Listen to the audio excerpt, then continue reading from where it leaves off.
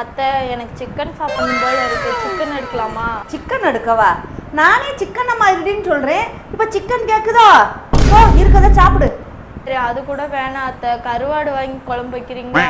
கருவாடு வாங்கி குழம்பு வைக்கவா? நானே உன்னை காரியத்தனமா இருந்து பொலன்னு சொல்லிக்கிட்டு இருக்கேன், இதுல கருவாடு வேற வாங்கி குழம்பு வைக்கணுமா? இருக்கிறத வச்சு சாப்பிடு போ.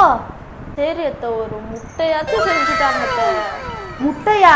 நீயே வாழ்க்கையில முட்டை மார்க் வாங்கி கிடக்க, இதுல முட்டை வேறையா கேக்குதே, உள்ளதான் சாப்பிடு போ.